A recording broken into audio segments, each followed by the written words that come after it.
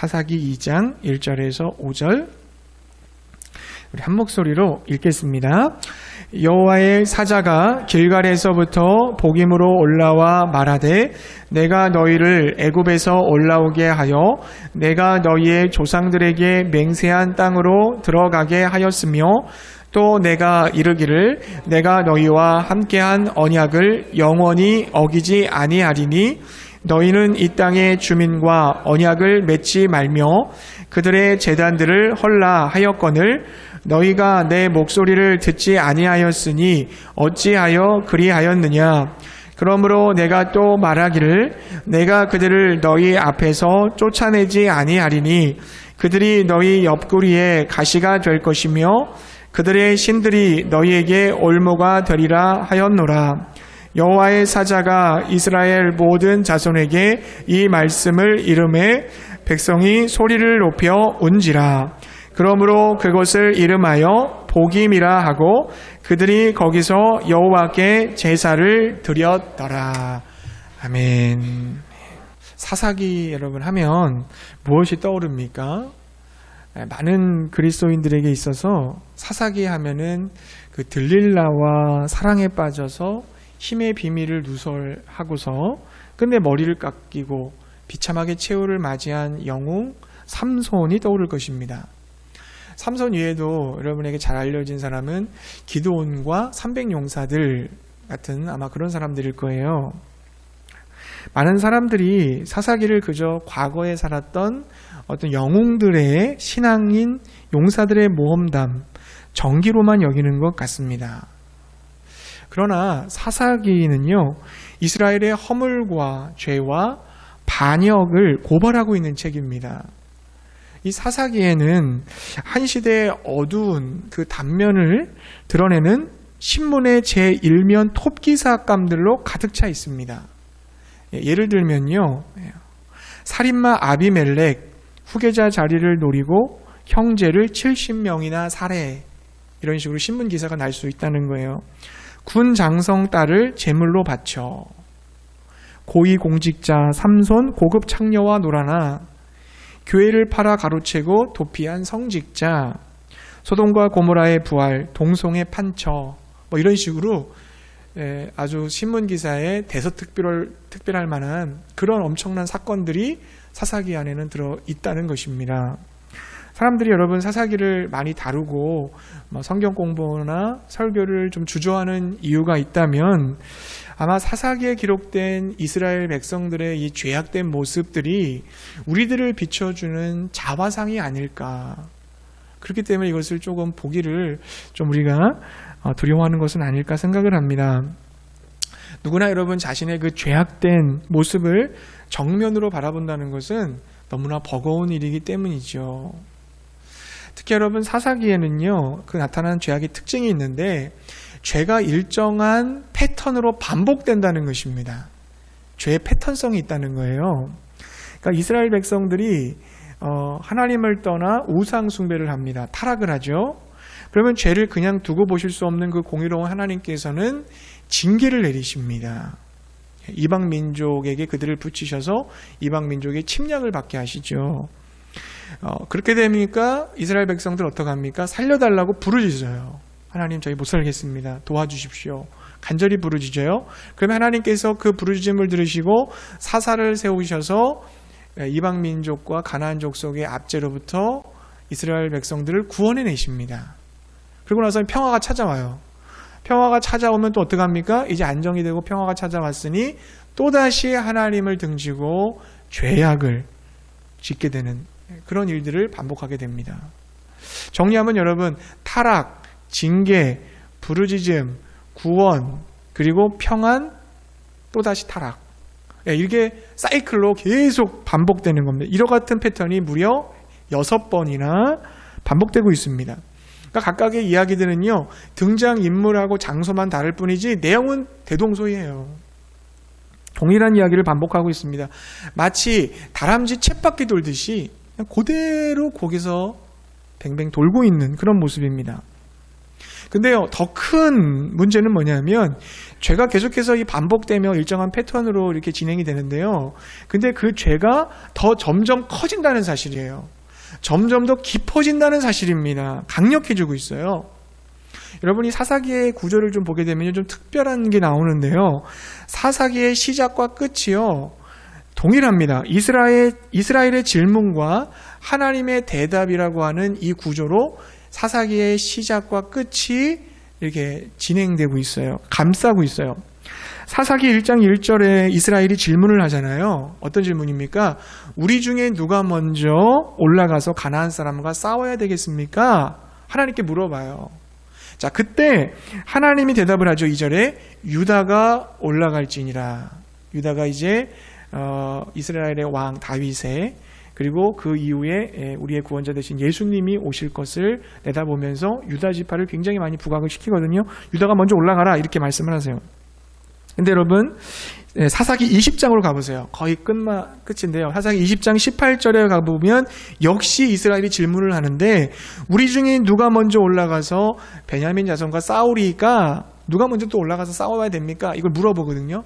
그러자 또 하나님께서 대답을 하시죠. 유다가 먼저 올라갈지니라.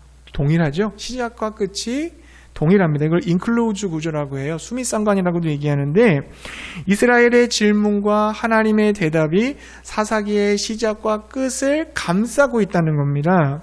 이것은 뭐냐면 사사기 전체의 흐름을 보여주고 있는 거예요. 사사기 전체의 흐름이 그럼 뭐라는 겁니까? 우리가 주목해 볼 게 있는데, 시작하는 질문에서는요, 누가 우리 중에 올라가서 가나안 사람과 싸우리까라는 질문으로 시작을 했다면, 마지막 사사기 20장에 나오는 그 마지막 질문은 어떻게 되냐면, 누가 먼저 올라가서 베냐민 사람과 싸우리까로 질문이 달라진다는 겁니다. 자, 싸움의 대상이 바뀌었어요. 서론에서는 이스라엘 전체의 유익을 위해서 유다 지파가 먼저 올라가서 가나안 사람과 싸웠는데, 결말에 들어가서는 같은 동족, 이스라엘의 동족인 베냐민 사람과 싸우고 있는 모습입니다. 싸움의 대상이 적이 아니라 형제가 된 것입니다. 뭘 보여주는 겁니까? 사사기는 이러한 죄의 패턴이 계속해서 반복되면서 하강 곡선을 그리고 있다는 거예요. 그러니까 죄악의 깊이가 더 깊어지고 있음을 보여주는 겁니다. 적과 싸우는 게 아니라 이제 동족들과 싸우는 처지가 되어졌다. 즉 사사기는 반복되는 재앙으로 더 크고 무서운 죄 가운데 추락하고 있는, 떨어지고 있는 이스라엘의 모습을 드러내고 있는 것입니다. 이러한 사실은요, 사사들 안에서도 드러나요. 사사들 안에서 하나님께서 사사를 통해서 이스라엘의 정치적, 군사적, 종교적 위기를 극복하게 하여 주셨거든요. 그런데 사사들이 후반부로 갈수록 점점 변질되기 시작하고 타락하는 모습을 보게 됩니다. 여러분, 기드온이라는 사사 아시잖아요. 미드안의 압제에서 이스라엘 백성들을 구해낸 영웅적인 인물이었지만, 시간이 지나면서 어떻게 됩니까? 자신의 권력을 사유화하고 우상을 만들어서 이스라엘 백성들로 하여금 우상에 빠지도록 그렇게 인도하는 역할을 감당을 합니다. 여러분, 입다도 아시죠? 정말 입지전적인 인물이에요, 입다는. 근데 하나님과 협상을 시도하다가 자기 외동딸을 잃고 맙니다. 삼손 여러분 어떻습니까? 삼손은 사실상 사사라고 말하기에는 부끄러울 정도로 이스라엘을 위해서 블레셋 사람 손에서 구해내지 못해요. 삼손은 유일하게 하나님의 영이 떠난 사람이고요, 유일하게 이방 사람들에게 붙잡혀서 죽임을 당한 사사입니다. 강력한 하나님의 영을 굉장히 많이 반복해서 경험을 했지만 어떻습니까? 가장 불명예스러운 삶을 살다가 죽은 사람이죠. 이렇게 사사들도요, 시간이 갈수록 점점점 타락하는 모습을 볼 수 있는 거예요. 하나님께 부름을 받은 사사들마저도 죄악의 심연으로 끊임없이 추락하고 있었던 것입니다. 사사기에 나타난 이스라엘 백성들의 그 모습이 저와 여러분의 모습은 아닌지 한번 돌아보기를 원합니다. 예수님을 믿고 우리가 영접을 했어요. 교회도 나오고 또 봉사도 하고 헌금도 하고 이렇게 하고 있습니다. 그러나 하나님의 평강을 경험하지는 못하는 거죠. 늘 불안하고 두렵고 우울합니다. 포도나무이신 그 예수님께 가지인 내가 붙어 있음으로 말미암아 풍성한 열매를 맺혀줘야 되는데 그 열매가 맺혀지지 않는다는 겁니다. 예수님의 인격을 닮아가는 열매, 기도응답의 열매, 전도를 통해서 새로운 생명을 구원하는 열매, 이런 열매들을 주님께서 기다리고 계시는데 우리가 맺어드리지 못한다는 겁니다. 그리고 어떤 열매를 맺게 돼요? 미움과 다툼, 시기, 질투, 분노, 짜증, 원망, 이기심의 열매만 맺는 거죠. 이게 죄인지도 알고 있어요. 이 죄 때문에 슬픈 마음도 있어요. 하지만 그 죄를 돌이키지는 못합니다. 죄를 회개하지 못하는 거예요. 죄를 끊어버리지 못합니다. 이 반복되는 죄의 사이클 속에서 이스라엘 백성들처럼 동일한 그 죄의 패턴 속에서 그냥 죄책감에 사로잡혀서 늘 하나님 앞에 죄송한 마음, 미안한 마음만 가지고 나온다는 것입니다. 혹시 여러분 이렇게 신앙생활하고 있지는 않습니까? 죄의 굴레를 끊지 못하고 계속 반복되면서 주님이 주시는 복을 누리지 못한 채 주님이 기대하시는 열매를 맺지 못하고 입만 무성한 나무가 되어서 하나님의 근심거리가 되고 있는지는 않는지 우리 자신을 한번 돌아보시기 바랍니다. 뭐가 문제일까요? 어디서 이 문제를 찾아야 되겠습니까? 잘못된 것입니까? 신앙의 문제를 해결하기 위해서는 그 문제의 원인을 발견해야 되잖아요. 오늘 본문 말씀 속에서 그 문제의 원인을 찾아보기를 원합니다. 자, 여러분 1절을 보게 되면요. 1절에 보면 여호와의 사자가 길갈에서 복임으로 왔다고 기록을 해요. 구약에서 여호와의 사자라는 것은 여호와 하나님과 동일하게 볼 수도 있어요. 여기서 하나님으로 봐도 무방합니다. 하나님께서 길갈에서 복임까지 여행을 하신 거예요. 여러분 길갈은 어떤 곳입니까? 이스라엘이 요단강을 건너고 나서 단을 쌓은 곳이죠. 거기 기념비를 세웠어요. 하나님이 우리를 이렇게 요단강 건너게 하셔서 승리를 주셨습니다. 기념비 세웠고 거기서 할례를 행했어요. 할례를 40년 동안 광야를 지나면서 할례 받지 못한 자녀들에게 할례를 행했고요. 그리고 거기서 유월절도 지켰습니다. 그리고 가나안 정복 전쟁을 치를 때마다 거긴 작전 기지예요. 이스라엘의 거점지였습니다. 굉장히 중요한 곳이에요. 자, 그 길갈에서부터 복임까지 하나님이 순례 오셨다는 겁니다. 하나님께서 왜 순례하셨을까요? 하나님께서 이스라엘 백성에게 가나안 땅을 다 정복하라고 그곳에 있는 원주민들을 다 진멸하고 그들을 다 내어 쫓으라고 명령하셨는데요. 그들이 그 하나님의 명령에 불순종했다는 겁니다. 그 이유가 뭡니까? 불순종한 그 이스라엘 백성들의 핑계가 있어요. 어떤 핑계냐면요. 1장에 나오는데 사사기 1장 19절쯤 가보시면요. 이렇게 얘기하죠. 가나안 족속이 너무 강하다는 겁니다. 그들은 철병계를 가지고 있습니다. 그들의 힘이 너무 세서 우리가 그들을 이겨낼 수 있는 능력이 없습니다. 그게 핑계였고요. 두 번째 핑계는 30절, 28절, 33절. 28절, 30절, 33절에 나와 있어요. 가나안 사람들을 노예로 활용할 수 있다는 겁니다. 죽이기 아깝잖아요. 이제부터는 우리도 저들과 함께 농사를 지어야 되는데 일꾼이 많이 필요합니다. 노역으로 쓰면 좋잖아요. 그들에게 노역을 시키는 게 효과적이라는 거죠. 그러나 이것은 핑계였어요. 하나님이 싸우시는 여호와의 전쟁은 이스라엘의 전력이 문제가 되는 것이 아니라 아무리 대적이 강하다고 할지라도 하나님이 함께 하시면 이기는 싸움이거든요. 하나님께서 진멸하라고 하신 이유는 가나안의 문화가 이스라엘에게 흡수되어서 우상 숭배할 것을 걱정하셨기 때문에 염려하셨기 때문에 진멸하라고 하셨던 거였거든요. 자신들의 유익 때문에 하나님의 뜻을 저버리고 있는 이스라엘 백성들이었던 겁니다.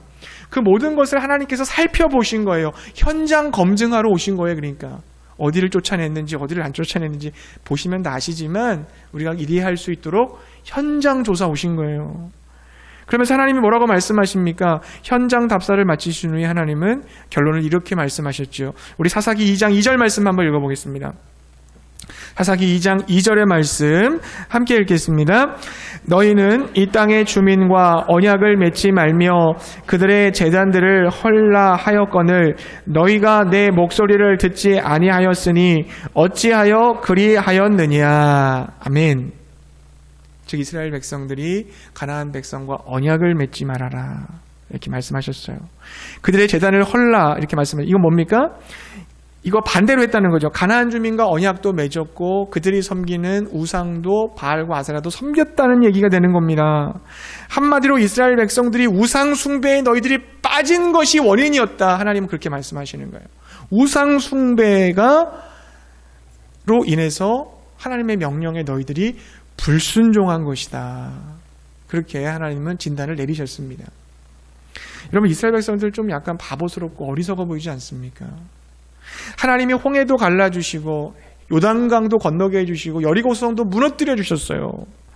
이제는 하나님만 섬기며 잘 살면 됩니다. 근데 가나안 땅에 들어가서 고작 그들이 한 게 뭡니까? 하나님 버리고, 하나님도 섬기고 우상도 섬기고 이렇게 혼합주의 신앙에 빠져버린 것입니다. 이방인과 똑같이 사는 모습으로 전락하고 만 거예요. 가련해 보이지 않습니까? 고작 그렇게 하라고 이스라엘 백성과 똑같이 살라고 하나님이 그 놀라운 기적과 이적을 보여주셨을까요? 그 고생 40년 동안 방황해서 가나안 땅에 들어오게 하셨을까요? 참으로 안타깝지 않습니까? 그러나 여러분, 한편으로 보면요, 이스라엘 백성이 이해가 되기도 합니다.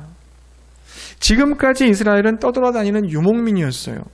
그러나 이제 가나안 땅에 들어와서는 뭐합니까? 농사를 져야 되는 겁니다. 정착을 해야 되는 거예요.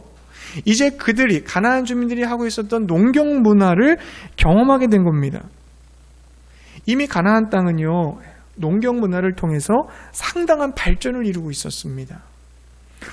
이스라엘이 가나안 땅에 들어가던 후기 청동기 시대의 가나안은요, 도시를 중심으로 해서 풍요와 문화가 굉장히 많이 발전되어 있었습니다. 그러니까 가나안인들은요, 뭐 예술, 문학, 건축, 무역, 정치제도 이런 것들에 있어서 상당히 진보했어요. 굉장한 많은 발전을 하고 있었습니다. 근데 지금 이스라엘 백성들은 어떻습니까? 이제 막 노예제도에서 해방되어서 광야에서 거친 삶에 익숙해져 있는 그들 아닙니까? 근데 딱 가나안 땅에 들어보니까 눈이 휘둥그레지는 거예요. 물질적 풍요가 너무 인상적인 거예요. 농사를 막 지어놓고 막 자기 창고에다 막 쌓아놔요. 화려한 성과 윤택한 생활을 보니까 너무너무 매력적으로 보이고, 나도 저렇게 살고 싶다라고 하는 마음이 막 동기가 생기기 시작하는 거예요. 동경이 되는 거예요. 거기에 마음을 빼앗기다 보니까 어떻게 됩니까? 그들이 믿는 신, 자연을 주관한다고 그러고 비를 내려준다고 그러고 농사가 잘 되게 복 빌어준다고 그러고 그렇게 만들어주는 신이 있는데 바알과 아세라를 그들이 섬기고 있는 겁니다. 그러니까 자연스럽게 동화되는 거죠. 자연스럽게 동화되는 거예요. 이스라엘 백성들은요, 가나안 문화에 도취되어 버렸습니다. 그들은 하나님 나라의 가치관과 정신과 문화를 잃어버리고 가나안에 있는 가치관과 문화와 정신에 그걸 받아들이게 된 거예요. 그들은 가나안 땅이라고 하는 그 세상의 노예가 되고 만 것입니다. 또 노예가 된 거예요. 그러니까 애굽의 노예였다가 이제는 가나안의 노예가 됐어요. 사랑하는 성도님들, 저와 여러분들도 세상 속에 살고 있잖아요. 세상의 가치체계와 문화와 이념과 정신 속에 살아가요. 세상에서 살려면 여러분, 세상의 가치를 따라야 우리 살 수 있어요. 진짜 그렇지 않습니까?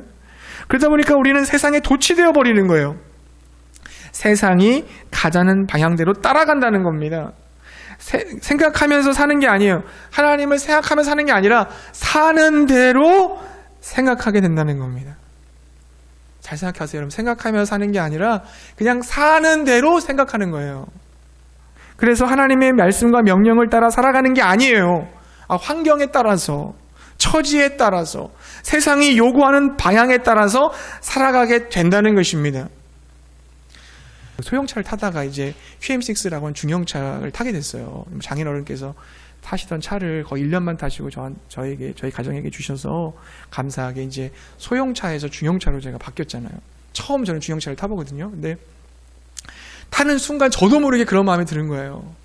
작은 차를 타시는 분들에 대해서 약간의 이렇게 이게 규통을 막 위반하고 막 앞에서 알짱알짱으로 그러면 마음이 좀 힘들어질 때가 있잖아요. 그런 마음이 저도 모르게 들더라고요. 내가 큰 차를 탔다는 이유만으로. 내가 작은 차 탄 지가 얼마 안 됐는데 큰 차를 타는 순간 나도 모르게 세상적인 사고방식이 들어오는 거예요. 그 차를 바라보면서 빈부격차를 생각하게 되고 큰 차를 탄 내가 갑자기 어깨가 막 펴지게 되고 이런 생각이 들어가는 거예요. 그러면 세상에 만들어 놓은 그 문화와 가치 체계에서 그냥 그대로 내 자신을 놓고 살아가다 보면 그냥 휩쓸려 살아가는 거예요. 근데 하나님의 가치관을 생각해야지, 하나님의 뜻을 생각해야지라고 생각을 붙들어야지만 내가 살아가는 삶의 모습을 통제하고 다스릴 수 있는 힘이 생기더라는 거죠. 나도 모르게 그런 마음이 훅 들어왔을 때 제가 회개했다니까요. 내가 왜 이러지 갑자기? 내가 왜 이러지? 우리는 여러분 이렇게 말할 수 있어요. 세상은 너무 악합니다. 이 악한 세상에서 어떻게 말씀대로 순종하며 삽니까? 어떻게 죄 짓지 않고 삽니까? 그냥 적당히 타협하고 사는 게 지혜입니다. 우리도 이 땅에서 좀 다른 사람들처럼, 세상 사람들처럼 좀 잘 먹고 잘 살고 그냥 누리고 살아야 되지 않습니까? 내가 행복해지고 내게 유익이 된다면 좀 적당히 좀 타협할 수도 있는 거 아닐까요? 이런 생각을 하고 있다면 우리는 하나님을 정말 섬기는 것이 아니라 바알과 아세라를 섬기고 있는 것입니다. 하나님 나라에 사는 것이 아니라 세상 나라에 살고 있는 것이며 하나님 나라의 가치관과 또한 하나님의 말씀이 기준이 아니라 세상적 가치관을 따라 살아가고 있다는 것입니다. 세상적 가치관의 핵심은 뭡니까? 자신의 욕망을 따라 살라는 거잖아요. 욕망을 추구하라는 거예요. 근데 여러분 욕망은 어떻습니까? 끝이 없어요. 욕망 여러분 채워보셨어요? 집이 없는 사람은 단칸방만 있으면 좋겠다 해요. 그러면 이제 어떻게 됩니까? 조그마한 월세집 좋아요. 그러면 또 그 다음에 가면 전셋집 가면 집 사고 싶다. 다 그런 마음 먹잖아요, 여러분. 욕망의 끝이 있습니까? 조금 더 내 집 사면 어떻게 더 큰 집에 가고 싶다. 차도 마찬가지고요. 서 있으면 앉고 싶고 앉고 싶은 누워있고 싶은 게 인간이에요. 우리의 욕망은 끝이 없습니다. 나의 행복, 나의 만족, 나의 쾌락을 추구하라는 게 세상의 가치관이잖아요. 그렇게 해서 뭐가 필요해요? 돈이 필요한 거죠. 그래서 돈을 벌기 위해서 다른 사람들 위에 올라가고 다른 사람들 좀 이용하고 다른 사람들 좀 밟고 그렇게 하라고 부추깁니다. 넌 강자가 돼야 되고 높아져야 되고 부자가 돼야 되라고 부추기는 거예요. 전혀 이상하지 않죠. 우리가 다 그렇게 젖어있기 때문에 그런 거예요. 세상 문화에 다 젖어있기 때문에, 가치관에 젖어있기 때문에. 이 욕망은 항상 배타성을 가져요. 배타성. 빵이 2개 있으면 어때요? 내가 배고파요? 빵이 2개 있어요. 그러면 그 빵 내가 2개 다 먹고 싶은 거예요. 다른 사람 배고픈 사람 보이지 않습니다. 욕망에 충실하게 되면 그런 겁니다. 다른 사람들도 배고프겠죠? 그럼 어때요? 빵 2개 있으면 나한테 나눠주고 싶은 마음 없어요. 내가 먼저 배부르고 봐야지.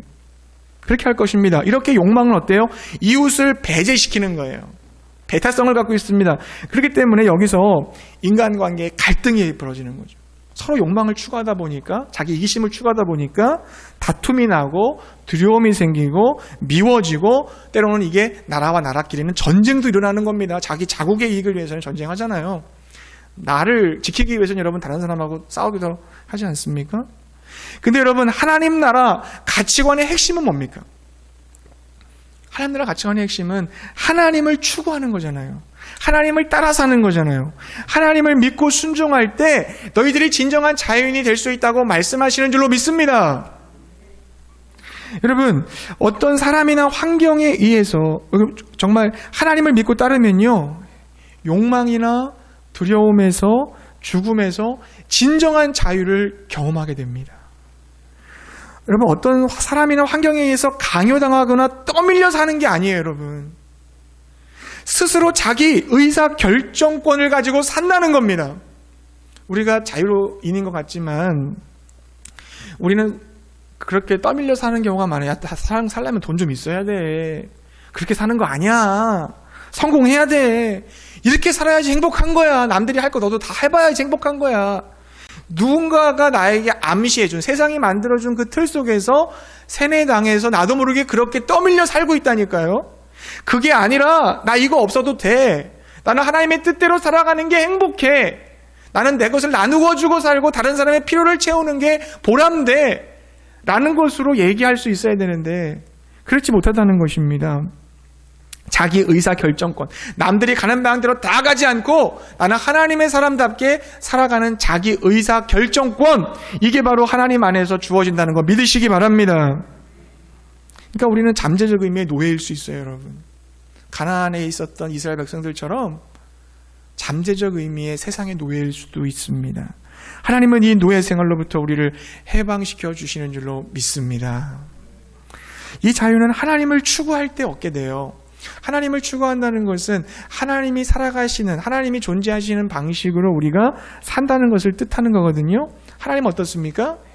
약자였던 이스라엘 백성들, 소외되고 가난하고 고통받는 백성들을 사랑하신 분들이잖아요.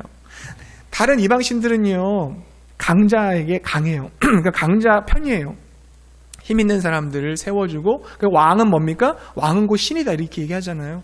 그러니까 왕권은 꼭 신권인 거예요. 그러니까 이방신들은 힘 있고 높은 사람들 편이란 말이에요. 근데 우리가 믿는 여호와 하나님 어떤 분이세요? 이스라엘 백성들, 가장 작은 민족, 소수민족, 많은 사람들에게 그렇게 주목받지 못하는 별 볼일 없는 주변 인생, 그런 그 이스라엘 백성들, 애굽의 압제에서 고통당했던 그 이스라엘 백성들을 찾아오시는 분이죠. 그들을 위로해 주시는 분이고, 그들을 거기서 구원해내시는 분이고, 그들을 사랑하시는 분인 줄로 믿습니다. 그러므로 우리가 하나님을 믿는다면 우리는 어떻게 살아야 돼요? 내가 가지고 있는 그것들을 없는 사람들에게 나누며 살아가야 하는 거예요. 이 세상의 약자들, 억눌리고 상처받고 눈물 흘리며 신음하는 사람들을 사랑해주고 보듬어주고 그들의 필요를 채워줘야 되는 줄로 믿습니다. 우리 교회만큼은 세상과 달라야 되잖아요. 세상의 기관과는 달라야 되잖아요. 공짜로, 선물로, 은혜로 와서 누리고 마음 편하게 하나님을 만나고 돌아가야 되잖아요. 우리도 교회 올 때 그런 마음으로 오잖아요. 가슴이 넓으신 그 주님, 팔이 크신 그 넓으신 주님 앞에 안기고 싶어 오는 거 아닙니까?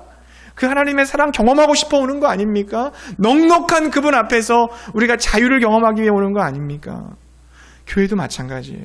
하나님의 사랑을 경험한 우리들은 세상 사람들에게 그러한 주님을 증거하고 드러내야 된다는 것입니다. 하나님께서 나에게 많이 주신 이유는 나만의 욕망을 채우기 위해서 끊임없이 살기 위해서가 아니라 그걸 가지고 나누기 위해서, 섬기기 위해서 주셨다는 걸 믿으시기 바랍니다. 이웃을 바라볼 때 그러니까 나의 욕망을 채우기 위한 수단으로 바라볼 수가 없어요. 도구나 수단으로 보는 게 아니라 나와 경쟁해야 될 대상으로 보는 것이 아니라 하나님의 눈으로 바라보는 거죠. 이웃들을 바라볼 때. 그러니까 직선으로 바라보는 게 아니에요. 내가 내 눈을 갖고 상대방을 직선으로 바라보는 게 아니에요. 내 눈을 가지고 하나님을 바라봤다가 그 사람을 바라보는 거예요.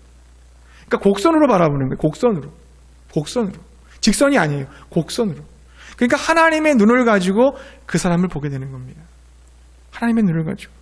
그러니까 내가 조금 마음이 불편한 사람이라 할지라도 하나님의 눈을 가지고 보니까 어떻게 돼요? 그를 대하는 태도가 달라지는 겁니다. 나의 도움이 필요한 사람들을 바라볼 때, 곡선을 바라볼 때 어때요? 얼마나 아팠을까? 얼마나 힘들었을까? 얼마나 외로웠을까? 어떻게 내가 저 사람에게 선물이 되어줄 수 있을까? 그런 마음으로 바라볼 수 있습니다. 사랑하는 성도님들, 우리 여러분 어떻습니까? 우리는 겉모습은 그리스도인인데 우리의 생각이, 나의 가치관이 세상의 생각들과 철학으로 가득 차 있는 것은 아닙니까? 성도라고 불리고 있지만 내 삶을 움직이고 있는 원리는 세상의 타락한 문화, 돈, 권력, 유흥, 쾌락과 같은 것들은 아닙니까? 성령님을 따라 살기보다는 내 욕망과 욕심, 정욕을 따라 살아가고 있지는 않습니까? 하나님의 뜻보다는 나는 지금 내 현실의 이익만이, 유익만이 앞선다고 그렇게 살고 있지는 않습니까? 이와 같은 세상적 가치관에서 여러분 돌아서시기 바랍니다. 돌이키시기 바랍니다. 자신의 욕망을 추구하는 이 끊임없는 우상 숭배를 끊어내시기 바랍니다. 내 안의 우상들을 다 쫓아내시기 바랍니다. 쫓아내시기 바랍니다. 우리는 세상에 살아가고 있지만 세상 사람들이 아니에요, 여러분. 우리 국적은 세상 사람이 아니에요. 우리는 하나님 나라 시민이에요. 하나님 나라 아들, 딸들인 줄로 믿습니다. 하나님의 사람임을 기억하십시오. 나는 존귀한 하나님의 사람이야. 그 명예답게 살아가시기를 바라요. 우리는 사는 대로 생각하는 사람이 아니라 생각한 대로 살아가야 될 줄로 믿습니다. 하나님의 뜻이 뭘까? 하나님의 영광이 되기 위해서 내가 어떻게 해야 될까? 이웃을 사랑하기 위해 내가 할 수 있는 일이 무엇일까? 하나님의 말씀을 붙들고 하나님의 사람답게 살아가는 저 여러분 되시기 바랍니다. 하나님께서 이스라엘의 우상 숭배를 지적하신 후에 이렇게 말씀하셨어요. 우리 3절 말씀을 같이 한번 읽어보겠습니다. 3절, 2장 3절의 말씀 함께 읽겠습니다. 그러므로 내가 또 말하기를 내가 그들을 너희 앞에서 쫓아내지 아니하리니 그들이 너희 옆구리에 가시가 될 것이며 그들의 신들이 너희에게 올무가 되리라 하였노라. 아멘. 자, 이스라엘 백성들이 가나안 민족들과 어울리고 그들의 신들의 삶의 방식들을 따라서 살아가게 되니까 여호와 하나님께서 인근 국가들과 가나안 남아있는 그 소수 족속들에게 이스라엘 백성들을 붙이시겠다는 겁니다. 그들로 인해서 너희들 고통받게 될 것이다라고 말씀하고 있어요. 그러니까 징계를 하지 않을 수가 없는 거죠. 하나님은 거룩하시고 의로우신 분이기 때문에 죄에 대해서는 징계를 하십니다. 결국 이로 인해서 이스라엘은 박해와 큰 고통을 받게 되죠. 약속의 땅, 가나안 땅, 안식의 땅에 들어왔지만 안식을 누리질 못하는 거예요. 평화를 경험하지 못하는 거예요. 계속 고통당하는 거예요. 그래서 백성들이 어떻게 반응합니까? 4절에 백성들이 뭐라고 했느냐면 소리 높여 울었다고 그랬어요. 이게 복음이라는 장소의 뜻이 우는 자라는 뜻이거든요. 막 울면서 제사를 지냈어요. 그러나 여러분, 이 울음이 회개가 아니라는 겁니다. 신앙적인 헌신과 다짐이 아니라는 겁니다. 그것을 어떻게 알 수 있어요? 여러분 2장 11절부터 19절까지 여러분 읽어보시면요, 뭐가 나오냐면 이스라엘의 죄악의 패턴이 또 반복돼요. 아까 말했었죠. 죄, 징벌, 부르짖음, 구원, 그리고 평안, 또 죄. 이 사이클이 반복되는 게 또 나온다니까요. 그들의 울음은 비참한 자기들의 상황에 대한 슬픔일 뿐이지, 내가 너무 아프고 힘들어서 우는 거지, 죄에 대한 뉘우침, 결단과 순종하고는 관계가 없는 것입니다. 믿음과는 관계없이 울기만 한 거예요. 좀 심하게 말해서 신앙을 우는 것으로 그냥 때웠다, 이렇게 볼 수도 있어요. 세상 문화와 그 가치관에 물든 사고방식이나 생활 자체는 전혀 바뀌지 않고 당장 자기의 어려움만 해결되면 된다는 식의 울음이었던 거예요. 당장 자기 문제 해결하기 위해서 어려울 때 잠깐 하나님 의지하는 겁니다. 어려움이 오니까 철야도 하고 금식도 하고 서원도 하는데 그 문제가 지나가고 나면 울기 전에 있었던 세상의 사고방식 그대로 다 가지고 하나도 안 변하고 옛사람의 욕심에 매여 살았던 것입니다. 어떤 주석가는 이 복임에서 온 사람들을 가리켜서 울어서 망한 사람들, 이렇게도 표현을 했어요. 울고 나서 감동받고 끝나는 것이 아니라 정말 정신을 차리고 말씀을 보고 기도를 하고 하나님의 뜻을 분별하고 살아가야 되는데 감정만을 앞세우면서 은혜 받았다고 생각을 한 것입니다. 우리는 너무 쉽게 종교적인 모습과 종교적인 언어를 사용하는데 익숙해져 있어요. 목사님 그거 다 알고 있습니다. 목사님 아멘입니다. 이제 은혜지요. 감사합니다. 이렇게 너무 쉽게 하나님의 관계를 진지하게 심각하게 고민하지 않는다는 거예요. 여러분, 예수님께서 베드로에게 네가 나를 사랑하느냐 3번 물어봤을 때 베드로가 뭐라고 그랬습니까? 3번 물어보시니까 주님 왜 3번이나 물어보세요? 주님이 내가 주님 사랑하는 줄 아십니다. 이렇게 대답했잖아요. 우리는 베드로에게 이렇게 말하고 싶지 않았어요, 여러분? 그때는 좀 확신하게 아멘, 제가 예수님 사랑합니다, 믿습니다, 이렇게 좀 강하게 좀 어필 좀 하지, 왜 예수님 저를 사랑하시는 줄 압니다, 왜 이렇게 좀 소극적으로 얘기를 했을까 라는 생각이 들지 않으세요? 그러나 여러분, 베드로는요, 예수님과의 그 인격적인 관계 속에서 자신의 마음을 훤히 다 보고 계시는 그 주님 앞에서 자신 있게 말하기가 두려웠던 겁니다. 두려웠던 거예요. 베드로의 마음에 주님을 향한 진정성이 있는 거예요. 쉽게 대할 수 없는 그 진실의 마음이 있었던 겁니다. 그렇기 때문에 쉽게 대답을 못하는 거예요. 우리가 지금 다니엘 기도회를 통해 많이 은혜를 받고 있어요. 저도 여러분 시간마다 은혜 받거든요. 찬양할 때 눈물이 나. 맨날 저 휴지 두루마리를 여기 갖다 놓고 찬양하다가도 울고 기도하다가도 울고 말씀 듣다가도 울고 정말 많이 울어요. 근데 만약에 여러분 제가 그렇게 울고 나서 최 목사 은혜 받았네, 근데 변화가 없다면, 똑같다면, 더 심해졌다면, 여러분 그거 뭡니까? 무슨 의미가 있을까요? 그 울음은 일종의 카타르시스밖에 안 되는 겁니다. 감동적인 연설 하나 보고 영화 보고 드라마 보면 우리 다 눈물 흘리고 막 그렇잖아요. 그럼 뭐가 다르겠어요?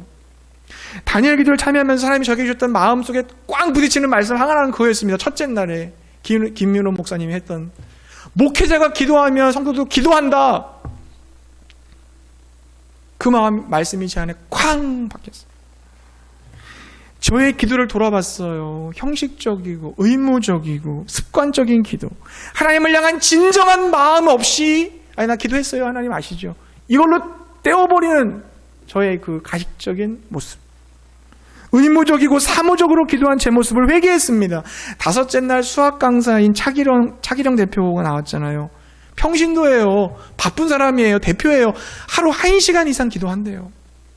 기도 노트, 말씀 노트, 설교 노트를 가지고 나서 하나님과 교제하는 거를 너무너무 소중히 여긴다는 거예요. 평신도가 저렀는데 내가 하나님 앞에 내가 몇 분 정도 기도했나 하루에. 너무 찔리더라고요. 창피했습니다. 그래서 저는 1시간 이상 기도할 것을 다짐했습니다. 진지하게 하나님 앞에, 형식적으로 하지 말고 온 마음과 정신을 집중해서 살아계신 주님께 진심을 담아 기도해야 되겠다고 다짐하는 시간들이에요. 그런 열매가 있을 때 여러분이 저를 볼 때 최 목사가 변했구나 이렇게 말씀할 수 있겠죠. 여러분도 간증 드리면서 깨달음을 도전 받으실 줄 알아요. 은혜 받았다, 좋았다, 하나님께 영광 돌렸다, 최고였다, 눈물 났다, 여기서 끝내면 안 됩니다.